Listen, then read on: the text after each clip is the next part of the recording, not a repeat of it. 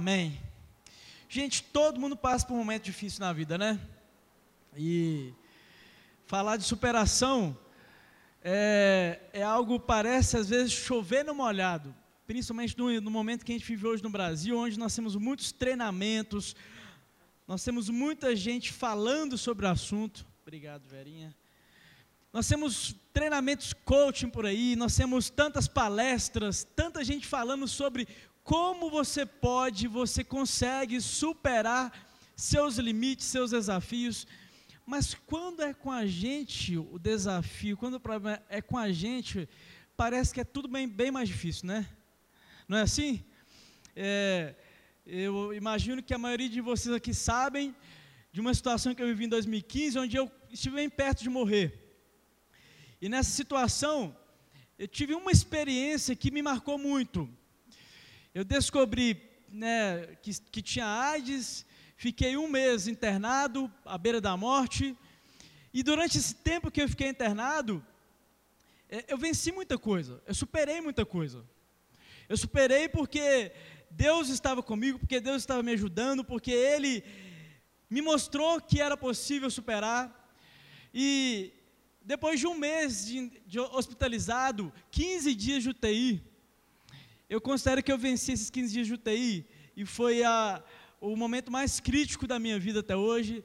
Foram 15 dias num leito, limitado demais, incapaz de fazer quase tudo, respirando por ventilação mecânica, e eu superei tudo isso. Eu passei por tudo isso. Mais ainda, eu vivenciei momentos de renovo na minha alma, porque Deus me mostrou o tanto que Ele me amava através de pessoas, através da minha esposa, que deu a maior prova de amor que ela já me deu até hoje, numa fala dela, quando ela me disse: olha, nós vamos vencer isso juntos, se eu tiver me contaminado ou não, nós vamos vencer isso juntos. A minha família que me abraçou, que me ajudou a superar isso tudo, a minha igreja que me ajudou a superar isso tudo, e foi fantástico. Minha igreja teve uma reação fantástica. Eu devo muito a vocês, o amor que vocês me dedicaram naquele período. Mas eu me lembro que, depois desse 1 mês internado, desse tempo todo na UTI, eu recebi alta, eu comecei a melhorar, eu vi a igreja, eu compartilhei com a igreja, superei o desafio de compartilhar meu diagnóstico com a igreja, de tornar pública a minha situação.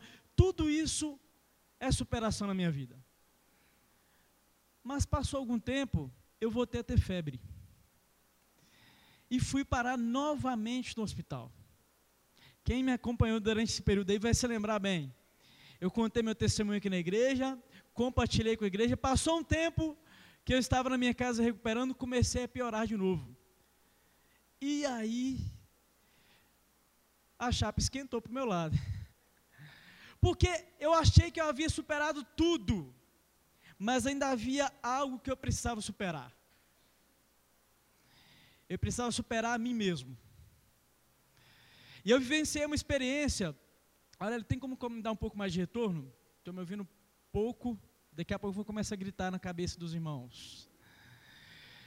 Eu vivenciei uma experiência nesse segundo período de internação, onde essa febre que eu voltei a ter, começou a incomodar os médicos. Eles não sabiam exatamente o porquê a febre havia voltado, e ela não passava. O médico falou: vamos te internar novamente, e o pior de tudo, para mim, já tinha passado, mas eu comecei a me sentir muito mal na alma agora, porque agora nessa segunda internação eu comecei a pensar: gente, isso não vai acabar? Será que Deus só quis me tirar daqui só para eu contar para as pessoas, e agora eu vou morrer sim? Porque lá na UTI, eu tinha a certeza de que ia morrer. E Deus falou comigo: você não vai morrer. Eu te quero vivo ainda. E eu fiz meus votos com Deus. Falei: Deus, se o Senhor me deixar vivo, eu vou contar para todo mundo. Eu vou testemunhar. Eu vou falar de como foi passar por tudo isso. Eu vou falar do que me levou a tudo isso, alertando os jovens. Mas agora estou novamente no hospital, com uma febre que não se sabe o motivo. E eu comecei a adoecer a minha alma também nesse período. eu acho que eu nunca compartilhei tão abertamente com a igreja esse segundo momento da minha vida, essa segunda internação. Porque eu comecei a me ver limitado e eu comecei a me deixar dominar por pensamentos que me levaram a uma situação que eu sei hoje que não era a situação que Deus queria para mim. Eu tenho certeza que não é a situação que Deus queria para mim. E eu me vi numa situação um dia que eu queria ficar sozinho. Eu comecei a desejar, a minha esposa, ela tinha muitas tarefas na época, ela estava fazendo faculdade, e algumas vezes ela na correria de se dedicar ela ia para a faculdade e para o hospital, hospital, faculdade, faculdade, faculdade, hospital. E às vezes acontecia de algum atraso, né? Algum acompanhante meu atrasava para ficar no quarto comigo, e eu comecei a perceber que eu estava gostando quando eu estava sozinho no quarto. Eu estava preferindo ficar sozinho, na solidão. Eu não estava gostando quando tinha um acompanhante comigo ali. E um certo dia, eu entrei para dentro do banheiro, minha esposa estava lá comigo, eu entrei para dentro do banheiro, e eu fiz a seguinte oração: Deus, por que eu não morro logo? Por que esse negócio não acaba de uma vez, aqui e agora? Eu não aguento mais esse negócio. Parece que não vai dar em nada, esse negócio só não se resolve, não descobre exatamente o motivo dessa febre. Eu já sei que eu estou doente, eu já sei que é uma consequência de um pecado meu, então vamos acabar com isso logo. Me leva, eu estou pronto para ir, eu não quero mais viver. Entrei para o banheiro chorando, minha esposa lá fora, e Deus falou comigo assim: sou eu quem decido a hora, não é você. Pare de pensar, pare de alimentar sua mente com esses pensamentos. E lá dentro do banheiro, já contei isso aqui também, que eu ouvi que a Andiara chegou para me visitar. E Deus falou comigo assim, vou tentar usar uma linguagem mais ou menos do que eu entendi na época. Qual é? Qual é a sua? Você está reclamando demais. Olha para a vida da Andiara, o tanto de tempo que essa mulher já passou dentro de um hospital. Você está 1 mês e 15 dias só e já está chorando isso tudo? Gente, é sério. Eu senti Deus falando exatamente isso comigo. Eu acho que Ele queria me motivar e Ele falou: olha, fique esperto. Para com essa choradeira. E Ele me falou mais. Ele me disse: eu estou com você. Eu saí dali e consegui recobrar meu ânimo, recobrar minha força, venci, superei essa segunda internação, estou aqui hoje para a glória de Deus. Mas, gente, eu quero falar aqui hoje à noite com a gente sobre como às vezes nossos pensamentos são traiçoeiros e nos levam a uma situação crítica que não é a vontade de Deus para nós. Quantas vezes a gente se pega numa linha de raciocínio onde a gente vai se matando, a gente quer ficar sozinho, a gente quer fugir, a gente quer ficar longe de todo mundo, a gente sente medo de tudo e de todos. Os livros que falam sobre esse assunto hoje, basicamente todos eles vão trazer esse raciocínio para a gente aí. Como funciona a mente humana?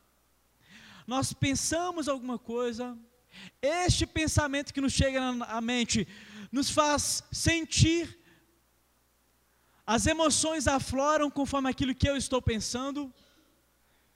Essas emoções podem gerar em mim comportamentos. Eu vou reagir a essas emoções conforme a intensidade delas. E há um risco maior ainda de quando eu começo a reagir conforme minha emoção, isso se torna um hábito. E a gente é muito assim, né? O ser humano é muito assim. Não é verdade? Eu não estou sozinho nesse barco, não estou nada. A gente tem essa tendência. Chegou um pensamento, eu senti aquilo ali que chegou na minha mente, eu reagi conforme aquilo que a minha emoção está falando comigo. Cara, olha para você. Uma capa, você está morrendo com AIDS. Você não presta para mais nada, está vendo? Você acha mesmo que você vai sair daqui e o seu ministério vai ter uma sequência? Você já se imaginou? O pastor HIV? Estou abrindo meu coração com vocês. Coisas que passaram na minha mente no momento da crise. Coisas que me atormentaram. Mas tudo isso era mentira. E a mente humana, ela é capaz de mentir para si mesma. Muitos dos nossos pensamentos são mentiras. Às vezes que demônios nos contam e nós acreditamos. E reagimos conforme as nossas emoções. Ficamos emocionados, tristes, abalados, abatidos. Por causa de pensamentos que nem sempre são verdades. A maioria deles são mentiras. Não é a palavra de Deus para nós. É por isso que Paulo nos alerta lá em Romanos 12, ele diz: vocês precisam ser transformados pela renovação da vossa mente. O jeito como você pensa, é aí que tudo começa. Mas para isso, eu preciso superar a mim mesmo. Eu preciso ter um controle sobre mim. Sabe por quê? A gente fica esperando que Deus vai fazer um milagre na nossa vida. Estamos diante de um problemão, uma situação complexa demais, e eu espero por um milagre, eu creio no milagre, mas eu quero te dizer algo aqui. A Bíblia ela é repleta de histórias de superação. Repleta. Mas todas elas, havia uma sinergia entre Deus e a pessoa. Uma sinergia significa que Deus tem a parte dele, a parte do milagre, a parte do impossível, é com Ele. Mas tem uma parte que é minha nesse processo. No processo de superação tem uma parte que é minha. Eu preciso reagir. Eu preciso me convencer. Eu preciso renovar minha mente. Eu preciso identificar que esses pensamentos são mentiras e parar de acreditar neles, parar de reagir conforme eles determinam. Essa sinergia, gente, isso tem que acontecer. Não existe superação vindo somente da parte de Deus. Por quê? Porque Deus quis assim. Pergunta para Ele quando você chegar no céu, por que é que Ele não poderia chegar e resolver meu problema sem eu ter que me envolver nele? Não seria tão mais fácil? Mas Ele decidiu que fosse assim. Ele decidiu, eu vou fazer a minha parte, eu estou com você, eu vou te fortalecer, você vai superar, mas depende de você também. Mas para isso a gente tem que superar a gente mesmo. Eu entendo que Deus falou comigo o seguinte: supere-se para você superar essa situação. Para você sair vivo lá no final, chegar bem, para você não morrer de uma doença emocional, porque o emocional mexe com a nossa saúde física, a gente sabe disso. Está comprovado cientificamente que muitas doenças, chamadas psicossomáticas, começam onde? Aqui na mente. Muitas doenças evoluem porque a mente está doente, porque a mente ainda não consegue ter um controle. O mercado de trabalho hoje chama isso de inteligência emocional. Os psicólogos, e hoje, como eu falei, tem muitos treinamentos sobre isso. Sabe por quê? Hoje em dia, isso é importante demais para os profissionais. Hoje em dia, se você é uma pessoa muito inteligente, você tem um QI elevado, mas a sua inteligência emocional é baixa, o mercado de trabalho não está querendo um profissional assim. Porque sabe que essa pessoa vai ter problema, ela não vai dar conta de sofrer pressão, ela não vai dar conta de conviver, de se relacionar com os amigos do trabalho, e no final das contas, não vai dar conta do recado. A Bíblia já falava sobre inteligência emocional com a gente há muito tempo atrás, sabia disso? Você sabe qual é o nome que a Bíblia dá para inteligência emocional? Domínio próprio. A Bíblia nos alerta que nós precisamos buscar esse domínio próprio, eu dominar a mim mesmo, controlar minhas emoções, controlar a minha mente. Isso é possível, a Bíblia afirma que é possível. E afirma também que o Espírito Santo nos ajuda. Ele, nosso amigo consolador, ele nos ajuda a ter domínio próprio. A Bíblia fala que, Paulo explica para a gente que o fruto do Espírito é amor, é bondade, é paciência, é domínio próprio. É o fruto do Espírito, o que o Espírito Santo gera em mim. E eu gosto muito da ilustração desse texto, que quando falou fruto, você imagina uma mexerica. Imagina uma mexerica. Ela tem vários gomos, não tem? Mas é um fruto só, não é isso? Então, o fruto do Espírito é isso. Uma mexerica, cada gomo desse ali faz parte desse fruto. Bondade, paciência, alegria, amor, domínio próprio. E o Espírito Santo vai construindo esse fruto na nossa vida. Mas eu quero te levar a pensar comigo que hoje é o seguinte: eu passei por isso, eu sei que muitos de nós estão passando por isso, eu sei que alguns já passaram, e se você não passou, me desculpe a triste notícia, você ainda vai passar. Não quero ser um profeta de notícia ruim aqui hoje, mas não sou eu quem estou falando. Jesus Cristo já nos alertou: no mundo vocês vão ter aflições, não tem como fugir, gente. A gente precisa renovar nossa mente e acreditar nesse negócio. Porque a gente acredita às vezes que Deus pode curar, que Deus pode abrir a porta de emprego, Deus pode restaurar minha família, Deus pode resolver meu problema, mas a gente não acredita que Ele também afirmou que no mundo nós vamos sofrer. Vai haver aflições, mas Ele diz mais: tenham bom ânimo, eu venci o mundo. Mas não somos só nós que passamos por esse tipo de situação. Eu quero compartilhar com a gente aqui hoje a história de um grande homem da Bíblia. Um dos nomes mais conhecidos de toda a Bíblia, mais citados, conhecido como o grande profeta, o maior profeta do Antigo Testamento. O nome dele? Elias. Este Elias, este cara, ele fez coisas extraordinárias demais, gente. Ele superou situações da vida dele, que eu tenho certeza que todos nós teríamos muita dificuldade em superar. Para começar, ele vivia um tempo no país dele, onde era uma bagunça. O povo não queria saber de Deus, o povo não adorava a Deus, o povo servia a outros deuses. A nação de Israel havia se dividido em dois povos, Reino do Norte e Reino do Sul. O Reino do Norte, todos os reis que governaram no Reino do Norte, nenhum prestou. Não teve um presidente da república daquele reino que prestou. Imagine você, a história de um país onde todos os governantes eram corruptos, eram distantes de Deus, não temiam a Deus e levavam o povo para a perdição. Agora teve um desses reis que se destacou, né? Tem gente que se destaca para o bem e tem aqueles que se destacam para o mal. No Reino do Norte teve um rei que se destacou para o mal, o nome dele Acabe.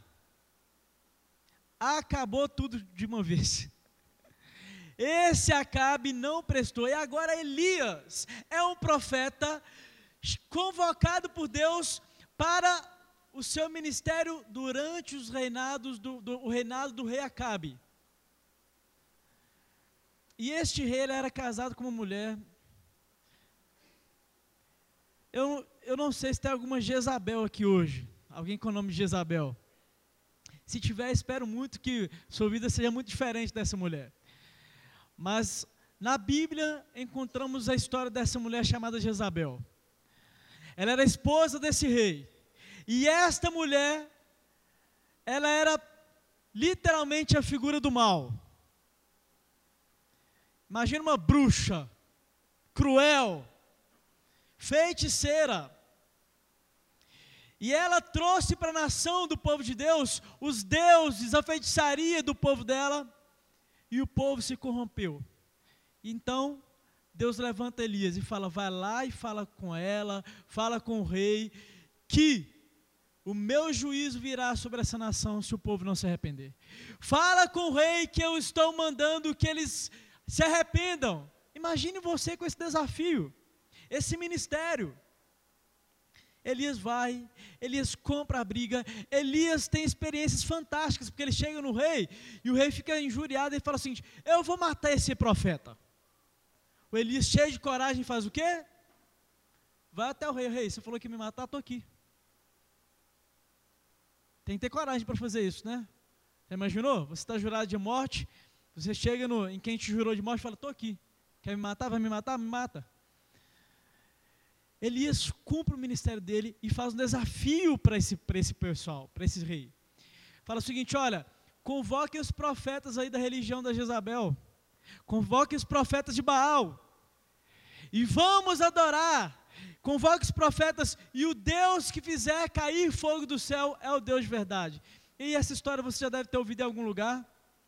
A gente já sabe que eles chegam lá, os profetas de Baal usam aquele chicotinho nas costas para ver se o Deus Baal vai responder para eles, e clamam, e oram, e falam com Baal: ó Baal, mande fogo do céu para consumir esse holocausto, e nada. Elias ri deles, zomba deles. Elias ora, e o Deus de Elias faz cair fogo do céu que consome o holocausto. E a nação de Israel fica ciente naquele momento de que o Deus de Elias é o único Deus verdadeiro. Superação isso, né? Uma bela história de superação, né? Sabe o que acontece depois? O Acabe volta para o palácio e vai contar para a esposa dele o que Elias fez. E depois que os profetas de Baal foram envergonhados, eles mataram os profetas. Olha o que acontece em 1 Reis, no capítulo 19. Primeiro livro dos Reis, capítulo 19, vai narrar o que acontece depois. E diz o seguinte: ora, Acabe contou a Jezabel tudo o que Elias tinha feito e como havia matado todos aqueles profetas à espada. Por isso Jezabel mandou um mensageiro a Elias para dizer-lhe: que os deuses me castiguem com todo rigor, caso amanhã, nesta hora, eu não faça com a sua vida o que você fez com a vida deles. A bruxa ficou injuriada, a bruaca. Não consigo imaginar ela não ser com cara de bruaca. Ela ficou nervosinha, ela ficou, rapaz, eu acredito que ela ficou endemoniada. Mataram os profetas? Pois manda o recado para o Elias lá, que a chapa vai esquentar para o lado dele. Se ele está achando que já superou, a história não acabou por aí não. Qual a reação você espera de Elias? Dá uma vírgula no texto, qual a reação você espera dele? Espera aí, um cara que foi lá no rei e falou: você falou que me matar, estou aqui. Ele vai fazer o que? Vai chegar nessa rainha e vai falar com ela: me mata aí, estou aqui, ó. Mas não. Olha o que aconteceu. Versículo 3: Elias teve medo e fugiu para salvar a vida. Em Berseba de Judá ele deixou o seu servo e entrou no deserto. Caminhando um dia, chegou a um pé de giesta, é um arbusto, isso é uma pequena árvore. Sentou-se debaixo dele e orou pedindo a morte. E ele fala com Deus: já tive bastante, Senhor, tira a minha vida, não sou melhor do que os meus antepassados. Mas espera aí, esse daí não é o grande Elias, que orou e Deus respondeu, fazendo cair fogo do céu? Agora ele está com medo da Jezabel. E olha a reação dele, ele teve medo, ele fugiu. Ele quis ficar sozinho.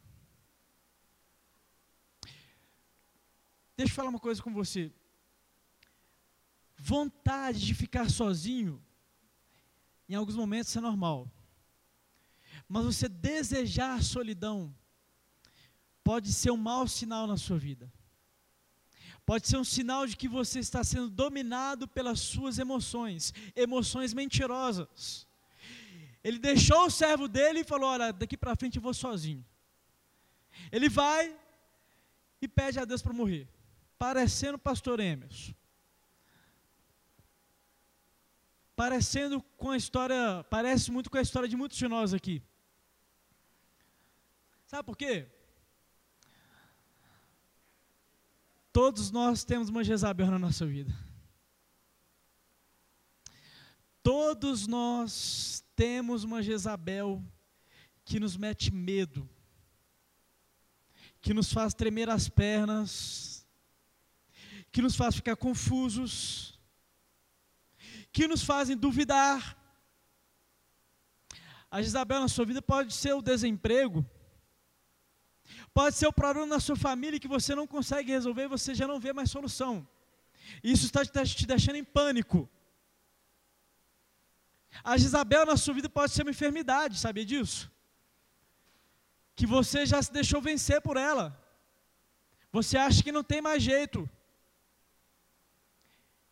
E você, dominado por esse pensamento, se entrega, foge, se esconde, quer ficar sozinho.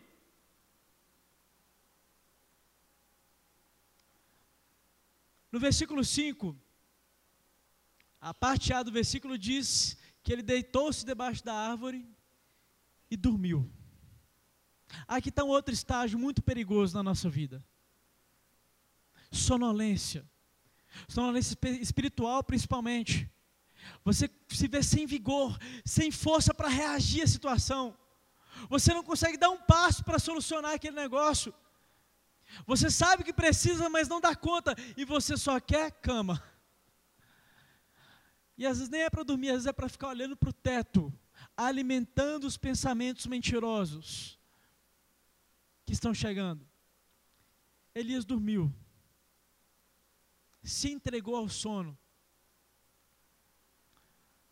Mas Deus queria ensinar algo para ele. Deus queria dizer para ele: Elias, supere-se. Você precisa superar a si mesmo agora, para conseguir vencer nessa situação. Precisa superar o seu medo. Precisa superar esses pensamentos que estão chegando na sua mente, estão te dominando. A parte B do versículo vai continuar contando a história para a gente. E agora entra a intervenção divina. Entra a parte de Deus. Porque diz a Bíblia, na parte B do versículo 5, que de repente um anjo tocou nele e disse: levante-se e coma. Deixa eu te falar algo aqui hoje. Se você está se identificando com alguma situação que eu citei aqui, se você está nesse período agora travado, com medo, quero te dizer que Deus não desistiu de você. Ele não te abandonou. E Ele está constantemente, mesmo que você não perceba, te tocando, te alimentando, te motivando. E o anjo disse para ele: levante-se e coma. Elias olhou ao redor e ali, junto à sua cabeça, havia um pão assado e sobre brasas quentes um jarro de água. Ele comeu, bebeu e deitou-se de novo. Vocês conseguem perceber? Esse estado de apatia, esse estado depressivo, esse estado sem reação, sem vigor. O anjo do Senhor voltou, tocou nele e disse: levante-se e coma, pois a viagem será muito longa. Gente, olha aqui, bota uma parte do texto aqui comigo. No versículo 4, o escritor do livro de Reis diz que Elias, depois de tremer nas bases ali, sabe o que ele faz? Ele fica sozinho, ele foge e vai para o deserto. Crente gosta muito de falar de deserto, né? Estou passando por um deserto terrível. Senhor, quando é que esse deserto vai acabar?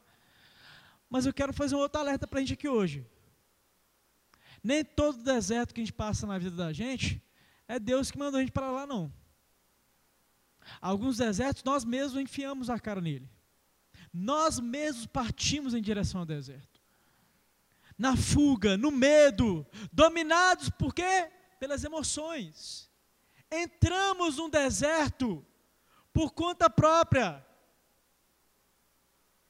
E aí, eu quero te animar, te dizendo que mesmo se você entrou no deserto assim, Deus entrou com você. Porque é isso que Deus fez com Elias. Você não vê Deus abandonando ele. O anjo vira para ele e fala com ele o quê?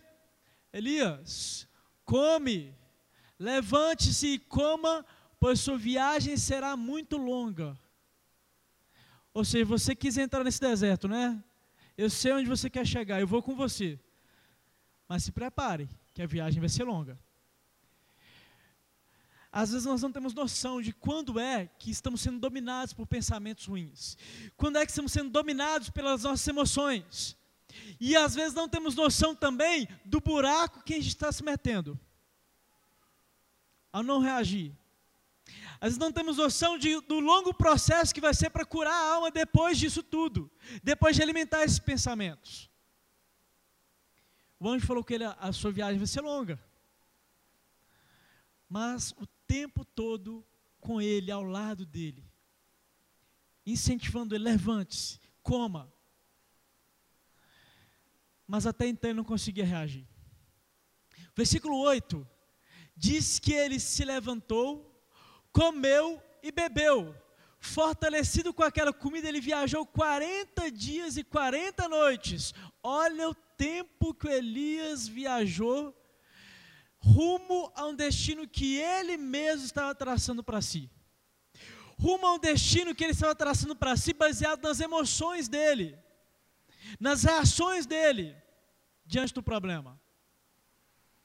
Ele viajou 40 dias e 40 noites, até que chegou a Horebe. Este lugar tem um significado muito importante. Horebe é o lugar onde Moisés teve um encontro com Deus. Horebe é chamado de um monte de Deus. E ali em Horebe, o que Elias faz? Entra numa caverna. Pastor Emerson entrou no banheiro do hospital. Elias entrou na caverna. E você está entrando onde? No seu quarto? Qual o nome do buraco você está se enfiando? A toca onde você está se escondendo? Dominado pelos seus pensamentos e por suas emoções. Elias entrou numa caverna e Deus falou com ele: Elias, o que você está fazendo aí? Aliás, o texto não fala aí. Deus fala com ele: Elias, o que você está fazendo aqui? Porque Deus estava ali com ele. Deus não abandonou em momento algum. Mas Deus o confronta e pergunta para ele: Elias, o que você está fazendo aqui, cara? O que você está fazendo com a sua vida? Não entendi ainda. Onde você acha que vai chegar com isso tudo? O que você está fazendo aqui, Elias? Aí Elias responde para Deus. A resposta dele é bem parecida com a maior parte das nossas respostas. Focadas em mim mesmo, no eu, na forma como eu estou vendo a situação, focado nos meus pensamentos, nos meus sentimentos, na minha visão limitada. Ele diz: ó Senhor, eu tenho sido tão zeloso com o Senhor, Deus dos exércitos. Mas os israelitas, o meu povo, rejeitaram a tua aliança, quebraram os teus altares e mataram os teus profetas à espada. Sou o único que sobrou. E agora também estão procurando para me matar. Elias dá uma resposta focada nele mesmo, no eu dele, no ponto de vista dele, nos pensamentos mentirosos dele, que a mente dele criou. E o problema está sempre no outro, né? O problema está sempre externo a gente. Ah, Senhor, eu tenho feito tudo tão certo, mas olha, o emprego não aparece. olha, essa enfermidade não some, não desaparece da minha vida de forma alguma. Essa febre não passa de jeito nenhum. Os médicos não sabem o que é essa febre, e ela não passa. Está vendo? Olha para mim, Deus, olha, coitadinho de mim. Lá em casa a gente tem uma brincadeira, mas é da Damares. Quando alguém se lamenta de alguma coisa, a gente fala um com o outro. Cotatinho. Cotatinha. Ironicamente, para a gente se motivar, para a gente, opa, será que eu não estou fazendo tempestade no copo d'água? Será que eu estou vendo toda a realidade do problema? Será que eu estou vendo toda a situação completa? Porque Elias estava vendo muito limitado, estava vendo as mentiras que a mente dele gerou. Ele diz, olha, eu sou o único que sobrou. Sou o único, focado em mim. Ninguém sofre como eu. Ninguém na nossa igreja teve AIDS para poder falar. Ninguém na nossa igreja passou por uma situação parecida com a que eu passei. Por isso ninguém me entende. Para o outro é muito fácil. Quero ver se está na minha pele. Focado em si mesmo, focado no eu. Mas isso é um problema. Porque se você enxergar, buscar respostas somente em si, na sua mente, você não vai dar conta, você vai reagir conforme as suas emoções. A resposta de Deus para Elias, sabe qual era? Elias, supere-se para superar. Você precisa superar a si mesmo. Olha o que Deus fala com ele. Versículo 11. O Senhor lhe disse, saia e fique no monte na presença do Senhor. Se tem algo que você precisa, pelo menos, conseguir fazer hoje, se você está nessa situação, é insistir, permanecer na presença do Senhor. Ele disse, pois o Senhor vai passar. Eu vou me revelar a você, Elias. Eu vou te dar a resposta que você procura. Eu vou te dar a solução, Elias. E aí para Elias, né, eu gosto de ver ele como um profeta bem pentecostal, né? O cara que faz cair fogo do céu, né? É pentecostal, né? Ele estava acostumado com coisas grandiosas, milagres, sabe essas coisas grandes, hollywoodianas. Poxa, imagina eu orando e de repente Deus envia fogo do céu para consumir um holocausto. Imagina Deus falar comigo, vai lá e fala com o presidente da república que segundo a minha palavra não vai chover durante tanto tempo. Agora vai lá e fala que vai chover. E se cumpre conforme a palavra que Deus revelou a mim. Então eu imagino que ele esperava algo bem grandioso na resposta de Deus. E aí esse texto relata para a gente que veio um vento muito forte. Esse vento, essa ventania era tão forte que fala a Bíblia que rochas se rachavam. Fala que o monte estava se deteriorando pelo vento, as pedras estavam se movendo pelo vento. Veio um vento fortíssimo que separou os montes, esmigalhou as rochas diante do Senhor. Mas o Senhor não estava no vento. Depois do vento veio um terremoto. Mais uma manifestação de poder. Mas o Senhor não estava no terremoto. Depois do terremoto, houve um fogo. Mas o Senhor também não estava no fogo. E depois do fogo, houve um murmúrio de uma brisa suave. Quando Elias ouviu, puxou a capa para cobrir o rosto, saiu e ficou à entrada da caverna. E uma voz lhe perguntou: O que você está fazendo aqui, Elias? Eu imagino que Deus trouxe você aqui hoje à noite.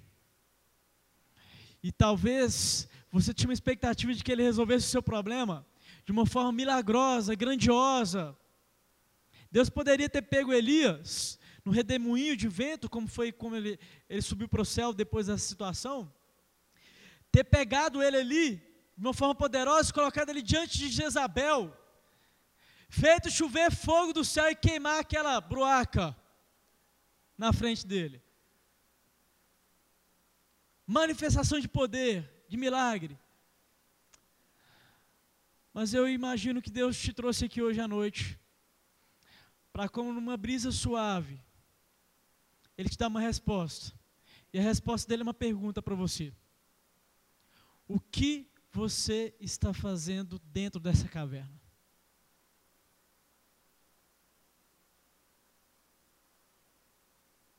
O que você está fazendo aqui, Elias? Foi a primeira resposta de Deus para ele.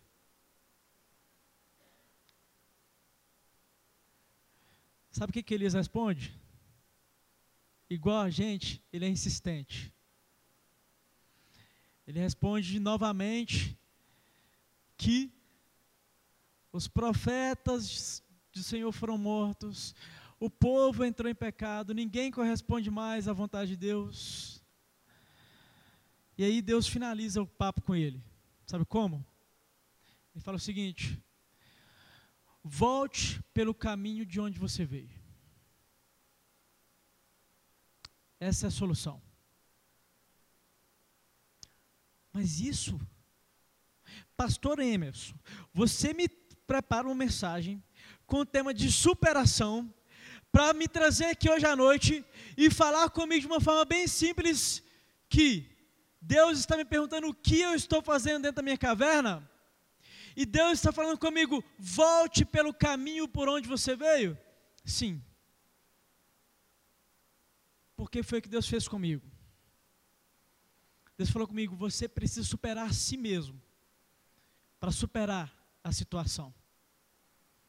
Precisa vencer a si mesmo, vencer seus pensamentos, suas emoções. Coloque em ordem seus pensamentos. Domine-se. Domínio próprio. Mas você não vai fazer isso sozinho. Eu estou com você. Eu vou te ajudar. Eu vou te fazer superar-se. Mas você tem que obedecer. Você tem que primeiro reconhecer que o problema está com você. O problema não está no outro. Não está nas pessoas que não te entendem. Não está na crise financeira que o mundo vive, que o país vive. Não está na sua família que é problemática, no seu marido, na sua esposa. O problema passa por uma superação, que é a superação de mim mesmo. Depois disso, Deus explica para Elias, você vai voltar pelo caminho de onde você veio, você vai ungir 2 reis, vai ungir Eliseu como seu substituto, e Deus fala com ele o que vai acontecer na história do povo. Mas a palavra de Deus para ele era exatamente essa: vá contra as suas emoções, contra a sua vontade, contra esses pensamentos mentirosos. Supere-se para superar. No versículo 18, Elias reage. Ele reage porque Deus fala algo novo para ele também. Deus diz para ele, no entanto, fiz sobrar 7.000 em Israel, todos aqueles cujos joelhos não se inclinaram diante de Baal, e todos aqueles cujas bocas não o beijaram. Deus fala com eles, Elias, essas mentiras que está chegando na sua mente aí, de que você está sozinho, de que você só ficou você agora, só você que presta, você está muito equivocado. Você não conhece a realidade. Mas ele diz, eu fiz sobrar, eu permaneço no controle. A situação ainda tem solução porque eu permaneço no controle. Eu fiz com que 7.000 joelhos em Israel não se dobrassem diante de Baal. Você não está sozinho, você está enganado. Este problema que parece difícil demais para você resolver, eu estou no controle. Pare de se iludir. Supere-se para superar. Supere-se para superar. E Elias saiu dali, obedeceu a Deus, se encontrou com Eliseu. Eu acho que ele não queria mais morrer depois disso. Passa-se algum tempo, ele é levado para os céus, num redemoinho, não foi numa carruagem. Uma vez eu preguei isso aqui, falei que ele subiu para o céu numa carruagem, o pessoal falou, não foi na carruagem não, pastor.